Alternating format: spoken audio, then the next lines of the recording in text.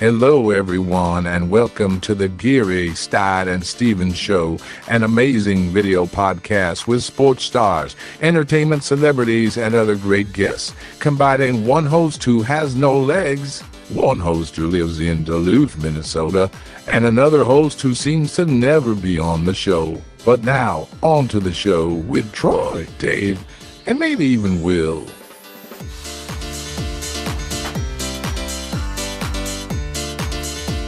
Hello, everybody. Welcome to another superstar edition of the Geary, Stein and Stevens Show. I am, of course, your host, Dave Stevens, and I'm really excited for tonight's show. Again, we always like to pick the brains of people that I used to work with and some of the biggest names in television and media, so we've got a great show for you tonight. Coming up, before we reveal our guests, let me bring in my co-host. Of course, that's Troy Geary from Duluth, Minnesota. Troy, how you doing, bud? What's going on up north?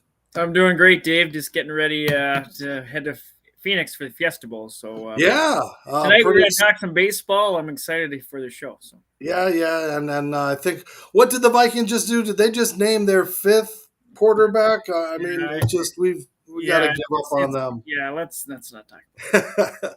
But we are going to talk baseball tonight, all things baseball, because one of my friends from ESPN in the old days, who now currently works for the MLB Network and does all kinds of great things, not only for them, but for MLB the Show. And he's got a whole Twitch page and all kinds of stuff to talk about. Robert Flores joining us. Robert, where is home for you these days? Our studios are in New Jersey, Secaucus, New Jersey, not too far from the city. So actually, our studios are basically right across the highway from MetLife, where the Jets and Giants currently lose a lot of football games. So not too far from the Connecticut roots there, so to speak. But no, we love New Jersey, and I really enjoy working at MLB Network for sure. And speaking of those ESPN roots you talk about from back in the day, of course, look how young that young guy is there. I know. From the ESPN News days, and of course, working on SportsCenter in the afternoons with guys like Stephen A. Smith. And it was so great to see you, because you brought so much current culture to your vernacular. And I see now a lot of the copycats as far as the anchors throwing in music, throwing in, current events and things like that. But that's kind of what you did. And it was so awesome to work next to you and get to see you shine on Baseball Tonight and in SportsCenter. And again, doing all the fun things that you did with Chris McKendry, dancing and all of those things that you got, Oh, wow. This is look at all that. Look at all this hair. That's crazy. I think that, our generation of SportsCenter anchors and people that were there at ESPN, I feel like that, my group was really the last before this whole wave of new media, of social media, of smartphones, things like that.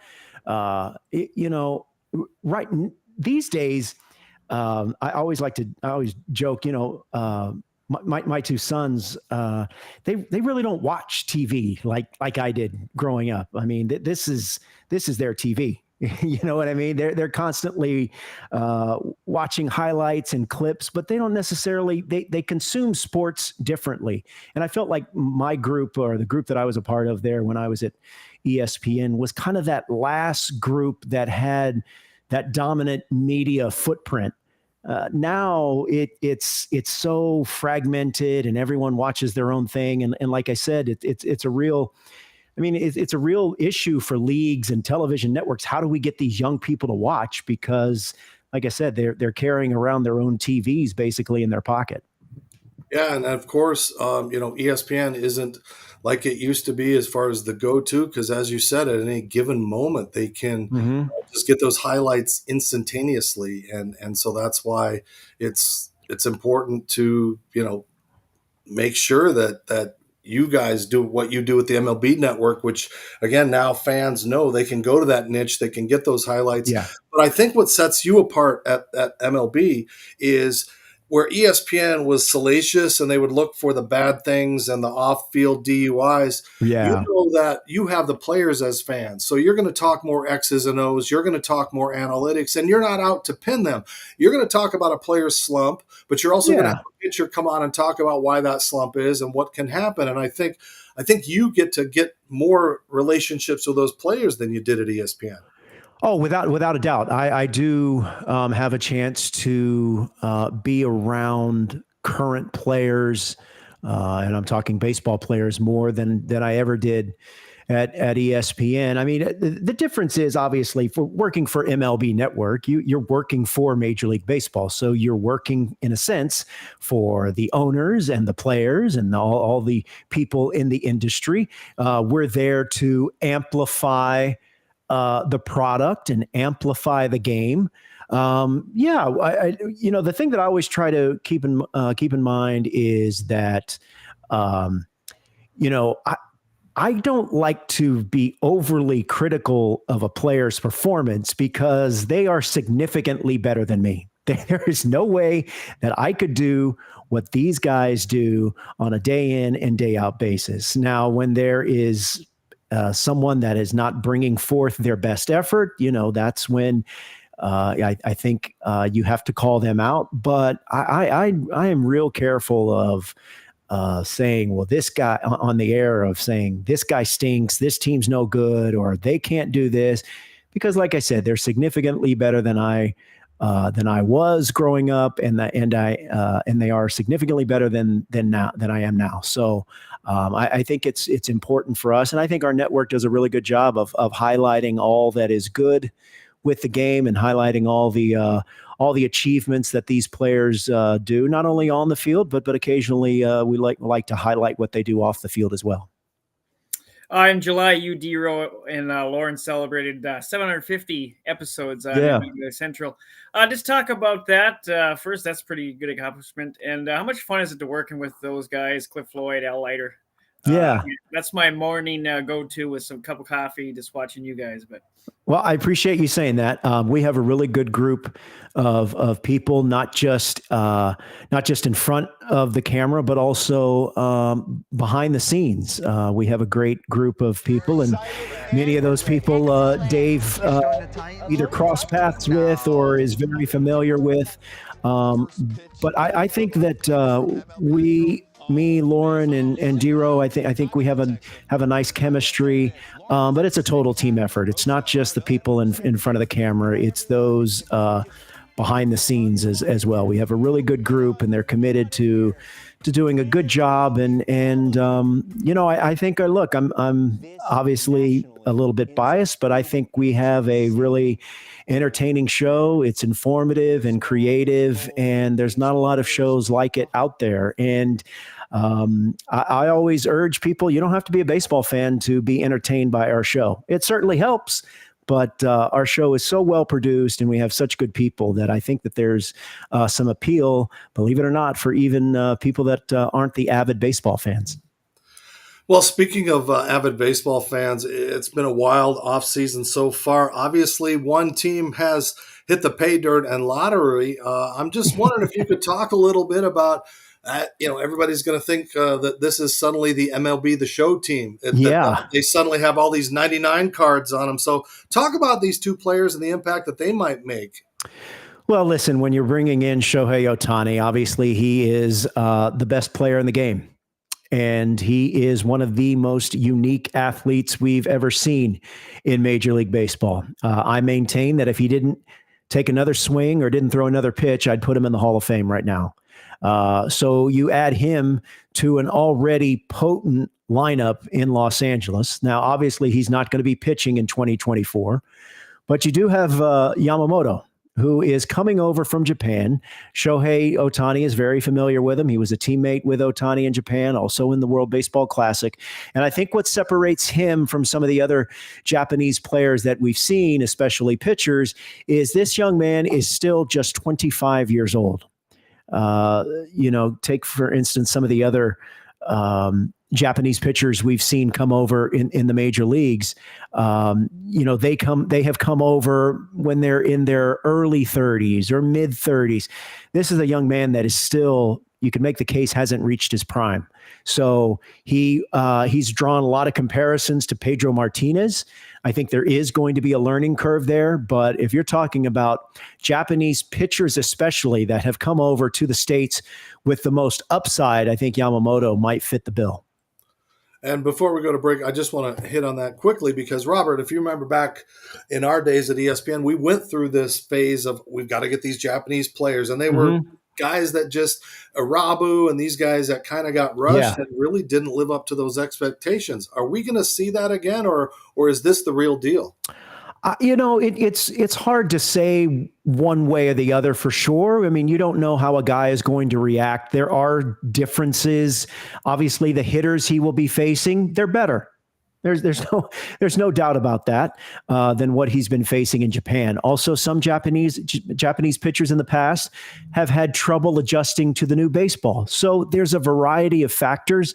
But if you're asking me to guess, I imagine that, there'll be a little bit of a learning curve, but no doubt that this young man is going to be, it's not going to take too long for him to make an immediate impact for that Dodgers rotation and maybe eventually, who knows, maybe become one of the best pitchers in the game. All right, stay with us. We're going to continue on this Midwestern flavor edition because I got my Bananas jersey here and, of course, got my Saint stuff behind me. But we're going to continue to talk baseball, hot stove, kind of in this December as we wrap up a year of the Geary, Stein and Stevens Show. Stick with us. Hi, everybody. Dave Stevens from the Geary, Stein and Stevens Show. And, Troy and I are on the road all the time covering games, doing things, my motivational speaking. But I have connected with LifeWave, which has really changed my life. And it's an amazing patch that not only helps me to live my life, it keeps me very active. Tammy Wellman is joining me. And now, Tammy, you put these patches on me. It is a stem cell regeneration plan. But tell us a little bit more how it works. Yeah, so these patches are amazing. They're wearable wellness. They're non-transdermal patches. Nothing goes in your body. Your body gives off light. They capture it and they activate your body's own repair system. Your body goes to work to heal things that are in need of healing. Pain reduction, things like that. It gave me an opportunity to play in the Celebrity Softball Classic. This video of my base hit, I wouldn't have done it without these patches. So please, if you want to know more about this product, go to patchit.life. LifeWave, it's changing my life.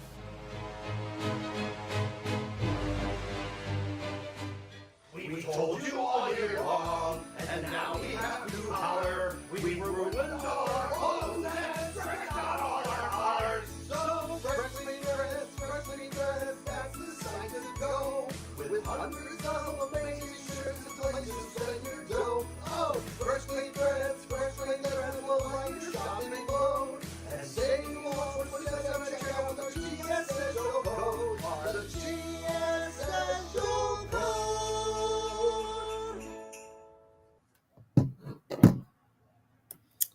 All right, we're back here. I got to ask you about your Houston Astros. They just promoted Joe Esparza. What do you think of the hire, and what did you think the job Johnny B. Dusty Baker did previous? Well, I think Dusty Baker was exactly what the Astros needed coming out of the sign stealing scandal. It was an adult in the room, quote unquote. That's not to say that AJ Hinch was not well respected or was not mature or anything like that. But Dusty Baker brought in a certain credibility. Maybe that's the phrase I was looking for. He brought in instant credibility to everyone in the baseball industry, Major League Baseball. And I think he certainly has a way of connecting with players, even at his advanced age. And there's no doubt he's one of the greatest managers of all time, and he'll eventually end up in Cooperstown. I thought last season there were some moves that he did and did not make that I found rather curious, that I think ultimately cost them some games. Did it cost them a World Series championship? Who knows? There at the end, they couldn't win a game at home. And that ultimately, strangely enough, that is ultimately what has cost them 2 World Series titles, I think. In 2019, when they couldn't beat the Washington Nationals, they couldn't win at home. In 2023, they couldn't beat the Texas Rangers because they couldn't win at home. If they beat the Rangers, I firmly believe that they go on to beat the Arizona Diamondbacks. That being said, I think the window is closed in Houston. I think that they'll be competitive this year, but I think the days of winning titles for this particular group are over. Is that tough for you? Because if I remember correctly, you were a big Houston Astros fan growing up and playing baseball in Little League. So, but being a part of these championships and covering them, it's got to have been a dream come true for you. Yeah, that's the old Astros Buddies T-shirt that I got from 7-Eleven right there. Look at that wood paneling behind me. That's awesome. That is. Hey, I've got there we go. I got my wood paneling here. There we go. Wood paneling never goes out of style. Remember that. It was great. I got a chance to see a franchise that I, like you said, grew up with and rooted for and become the model franchise in all of baseball. And I know that there's a certain segment of the population that is never going to, forgive them for 2017. I got it. I understand. Those people probably be a little bit surprised when it comes. I imagine it'll come out at some point that other teams were doing something similar, if not the exact same thing. The difference was the Astros were at that time were just brazen about it. They were better at it and they were arrogant about it. But you don't go to that many World Series and that many ALCSs unless you have really good talent in that clubhouse.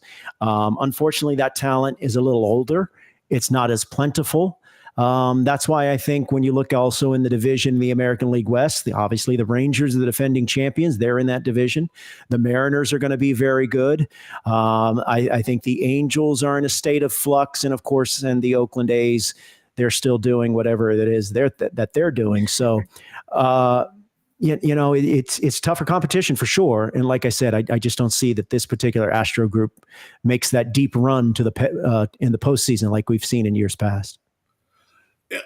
You look so young. I can't believe you're 53. Those eyes. I mean, it's just it's been amazing to see, all the things you're doing. Are you having fun? I mean, tell me about your life. What it's like. Yeah. Is it magical for you? I mean, this kid that came out of Houston, KHOU, worked your way up, begged the guy basically to give you an internship to get into television in that market. And here you are living that dream, hanging with Harold and all these guys and just, being able to just talk baseball. Yeah, no, I know that I'm extremely fortunate and lucky to be in the to have the career that I have, to be a part of this industry, to be a part of broadcasting. It's something I've always wanted to do as a kid. I'm having a great time. I enjoy working here at MLB Network significantly more than I did at the 4-letter network. So, I'm proof that there is life after that place. And the good thing is, I'll be at a stadium or I'll be streaming my video games and there'll be, a number of people that will say, "Hey, love watching you on ESPN," or, so some people still think I've worked there and I don't have to be in Bristol. So it's really the kind of the best of both worlds. I want to ask you about another division, the AL Central. I covered the Twins the last couple of years. I don't want to get in trouble with the Twins PR staff, but the other teams that involved, they improved. The Twins haven't really done much. Yeah. What do you think the win total will be next year for the division winner? I'm not going to ask you who to predict. Ooh. Give me a win. Boy, that's kind of tough. Because I do kind of feel like that division, I mean, it feels wide open to me. You mentioned the Minnesota Twins. I thought they had the most talent in the division last year. It sounds like they might be curtailing some spending there in Minnesota. Cleveland, they lost some pieces here. I like what the Kansas City Royals have done, and the Detroit Tigers, I thought, made some strides. What's the win total going to be? 80. I'll set it at 88.5 over under. That's fair. That sounds I mean, right. does that sound I'm right? thinking 88, 90. Yeah. So it wouldn't surprise me, like you said, that division winner checks in with anywhere between 87 to, like you said, 90 wins, something like that. As long as the Twins don't face the Yankees in the playoffs, at least they got that losing streak out of their system. Yeah. And, I think the Detroit Pistons have picked up that losing streak and kept it, and they're going. But stick with us, guys, because the best is being saved for last. We're going to talk a little video games coming up in the next segment. So don't go away. We're going to put a bow on this Christmas show as we wrap up. Geary, Stein, and Stevens.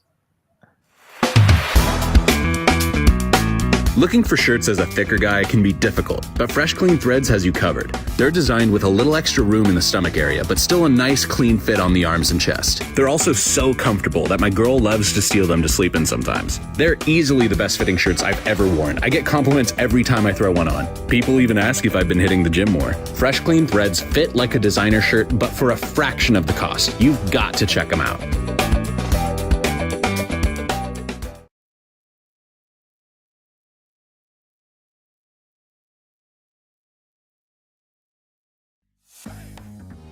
Hi, everybody. Dave Stevens for the Geary, Stein and Stevens Show at the Miami Marlins ballpark. And you know what? We get great stars, celebrities, and entertainers on our show, but there's all kinds of great programming and content on Your Home TV. Your Home TV is a free on-demand streaming service reaching global audiences. They feature family-friendly programs with a vast selection of topics and interests. Their platform ideally matches content producers, leading viewers, smart device precision, and immersive HD experiences, plus ease of transaction solutions for everyone. Plus, they've got great shows and content like A Moment of Zen, Financial Freedom, The Retirement Halftime Show, and Make It Happen. And they have all kinds of travel shows, food shows, great programming, and great content. So, for more information, go to yourhometv.com. Check out the Geary, Stein and Stevens Show and all of the other great shows. Yourhometv.com. Tell them Dave sent you. That's right. You can check us out on Roku on Your Home TV, owned by Kathy Ireland. So it's nice to have a very attractive boss, unlike when we were at ESPN. We had those old grumbly, crotchety guys that we had the Dockers crew. That's what we had. All those guys wore Dockers. It's amazing. Button down shirt with the button down collar, and then Dockers. It was like the uniform. Yeah. It's just crazy. So we're going to talk a little bit about video gaming. You changed your shirts. You've got the Astros jersey. We'll go with the Rangers and Astros and give you that whole Texas flavor. All right. So, appreciate it. But, it's been fun to watch you over the last few years. You've even played a game with my son. You're very hands-on to your fans. And Brady only lost by a run, which is kind of shocking. Why do you do that? And you seem to connect with them so much, but then you got major leaguers that are playing you and joining you and having fun. Yeah, it's fun. I think that it's just a different way to connect with viewers. Boy, that video is old. That's like 4 or 5 years ago. Trevor Mays, old school Expos, love it. Yeah, I know. So it's just a different way to connect with fans, and there's a lot of baseball fans, and it's a very popular franchise and game. So I enjoy it. I enjoy playing the game. My first gaming system was the old school Intellivision back in 1980. So it's fun. It's just like I said, a different way to connect with fans and also get a chance to play a really fun game. And you do interviews because you guys are giving information, Trevor May or these players, they talk about what it's like to face a changeup, what you're thinking about this coming in here. And it's a very organic thing as it happens. Yeah, I really like that. That was something I was always curious about. Our current players, whether it be baseball players or say, football players, I mean, when they see these games, is it easier for them? Is it harder? Is it anything like what they face? Do they use their expertise and knowledge for these games? So it's just like I said, just like a different way to produce content and showcase the game. I know you're also a big college football gamer. Yeah. When there is going to be actual a licensed agreement to have these players in a game? I think there is a Electronic Arts, I believe, is putting out a college football game next summer. Like as in summer of 2024. I could be wrong. I could be speaking out of turn here, but I'm almost certain that is the case. I still enjoy playing a game that's about 10 years old, and that's NCAA Football 14, the one with the old Michigan quarterback on the cover. What was his name? They called him late. He had untied laces. What was his name? Let's see. Now I'm drawing a blank. Talk amongst yourself. I'm gonna figure this out here. Well, Robert, are you like the Kasparov? I mean, are you just too good and nobody wants to play you, or are you constantly evolving? No. I am what you call I'm fair to middling.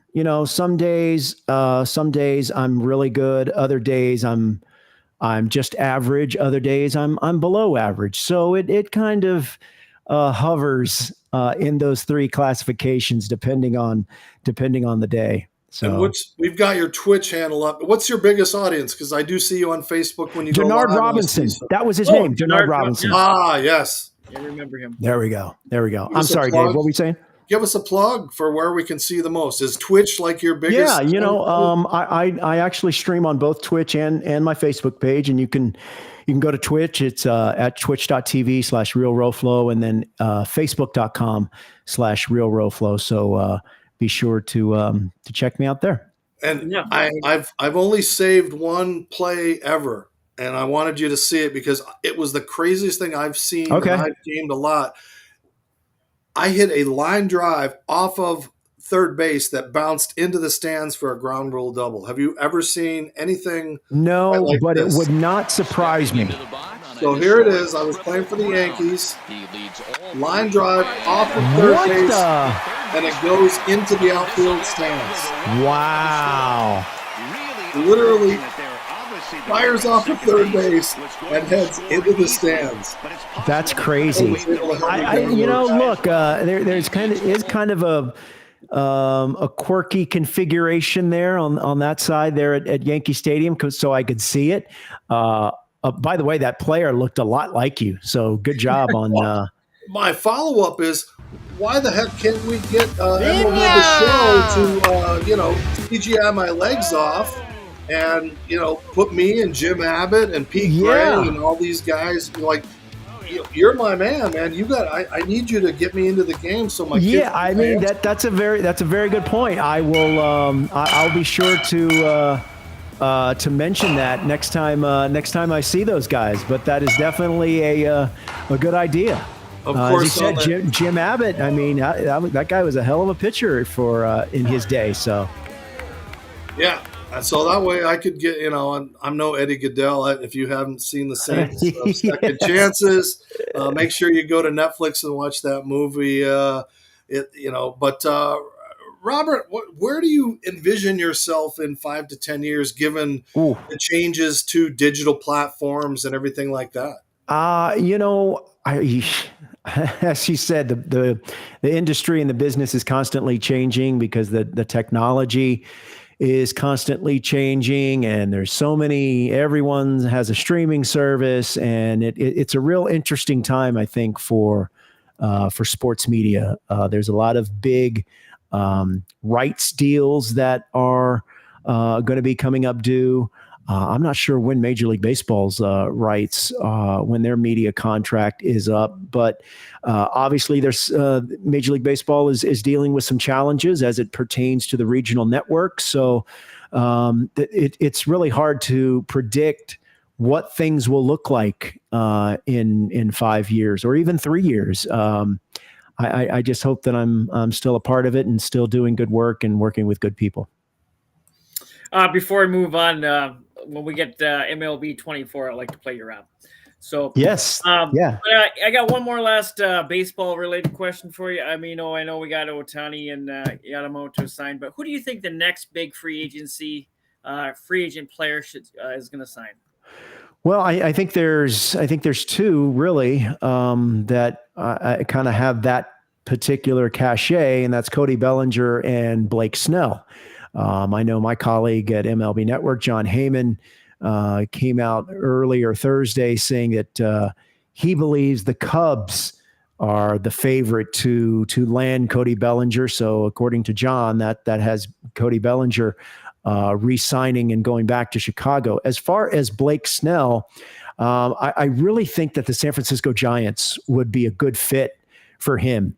I know Blake Snell is originally from Seattle. I think he loves the West Coast, and why wouldn't he? Played past couple of years in San Diego. And I think San Francisco would be a good fit for him. The Giants need some more pitching. They've got Logan Webb and a whole lot of kind of just some pieces, So I think you get Blake Snell, pair him in there with Logan Webb. And look, I like Bob Melvin a lot as a manager. I think that the Giants could be real interesting with a couple more savvy moves. And yes, the Dodgers are going to be everyone's heavy favorite. But like we said at the beginning, and what we said even before the show started, was baseball's different. Baseball, it's not just one guy that can mean the difference one way or the other. It really takes an entire team. It's such a long season. And then you jump into what is really sometimes a crapshoot in the playoffs, best three out of five, you lose game one and suddenly you're up against it. So I'm not ready to hand the World Series trophy yet to the Los Angeles Dodgers. Speaking of World Series trophies, I know a guy that would like to get one. He's watched his team get decimated. And how much longer Mike Trout want to stay in Anaheim? We've heard the rumors he's a Philly guy. He'd love to play for those guys. How much longer do you think he wants to put up with what's going on out there? I don't know. And I don't think really anyone else knows. I feel like Mike is, I think he's been pretty clear. I feel like he wants to be part of the solution there in Anaheim. Whether or not that's possible, I don't know. I don't think he's getting moved this offseason. I don't think he's getting traded at the deadline. So I think that he's just going to stay there unless something changes. And who knows? He could wake up tomorrow and just say, you know what, guys, we've tried it. I think it's best for both of us if we just move on. Maybe that happens, but as of now, I don't think that's has happened, and I don't see it happening. So I think he's going to stay there. I do like Ron Washington. I like the coaching staff that he's assembled. The Angels are going to play hard. They're going to play fundamentally sound. And I think Anthony Rendon is in line for a bounce back season there for the Angels. But when you look at the collective, I just don't see them having enough to challenge in the division or much less for a playoff spot. Robert Flores, our guest tonight, as we wrap up Geary, Stein and Stevens. And Robert, we didn't even touch on the pride of your heritage. We didn't even talk about you becoming, I think, the first Hispanic SportsCenter anchor, and the first, all these first.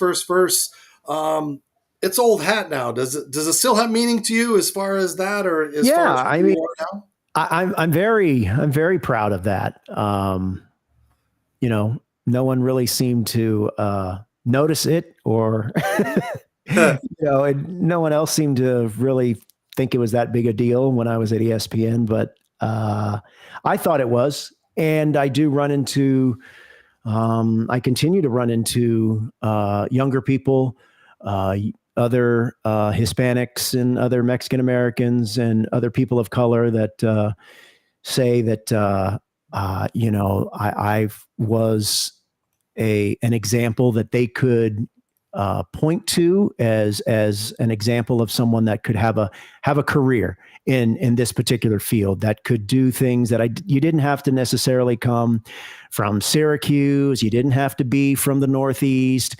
You could come from down south, and you could go graduate from the University of Houston and still be a part of this industry. So, like I said, no one else at ESPN didn't really seem to care about it, but I did and still do, and it gives me still a lot of great pride, and hopefully if it can be, like I said, an example of some young person, male, female, wherever they come from, that shows that they can be a part of this business, then that's great too. Unless, of course, you get some ridiculous celebrity like Izzy Azalea. Like, where is she now? Where is she? You're still out there. You're still pertinent. That's right. To be fair, I think she's still putting out hits. Okay. So I think I'm not sure. Troy, before we go, I got a quick one. I got to ask you about your Cougar basketball team. Yeah. Geez, 3 years in a row. I mean, in the top, 5 every year. Mm-hmm. What do you think they're going to be able to do in March?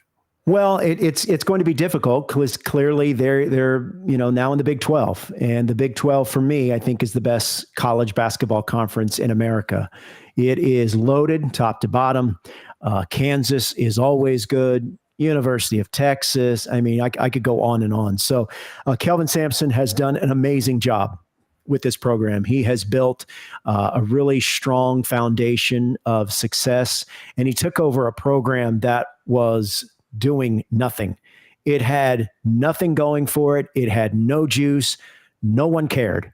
And I think that's the worst thing that a program could have going for it is apathy. No one cared about the University of Houston basketball program, but that's not the case anymore. I love what they do. They really put you to the test physically.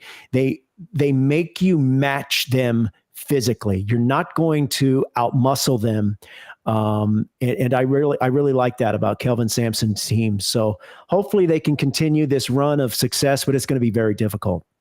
All right, last question, I promise, and it's not about video games. Okay. Robert, what is that Robert Flores moment, that greatest career moment? Was it an athlete recognizing you? Something like, what was that moment that every now and then it pops into your head that, like, that's my Oscar, that's my Heisman, that's Robert a good Flores one. Day? That's a really good question. Man, I don't know.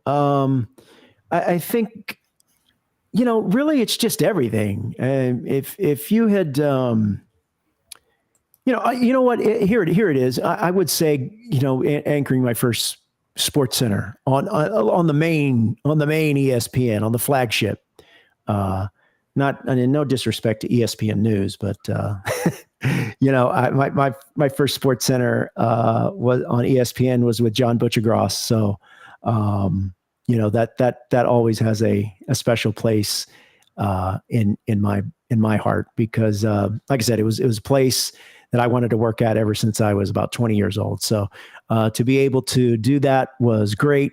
But like I said, I am so glad to be out of there and love where I'm at now, and just love the people that I work with. It's a really good group, and we're a whole lot happier here. And we're happy that you joined us. And again, if anybody wants to go out there and challenge Robert, he'll take on all comers. So make sure you go subscribe to his channel. If you go to his page and you do subscribe, you get to make comments. You can do all kinds of interactions and neat things. I've seen it. I'm a part of it. So again, Robert, best of success. Hopefully our paths cross again and we get to see each other in person next time we're at a World Series. So Troy? Yeah, I wanted to thank you for taking time out of your busy night to join us. It was a great show. Thank you. No, you got it. Thanks for having me. Nice meeting you, Troy. Dave, good seeing you again. And hopefully our paths cross pretty soon, like you said. Thanks, everybody, and thank you, Robert. And, of course, don't forget to follow us on all social media platforms. We are on Roku. We're on Facebook, Instagram, YouTube, Twitter, all those platforms. Our success is because of you guys. So thank you, and have a great 2024. We'll see you.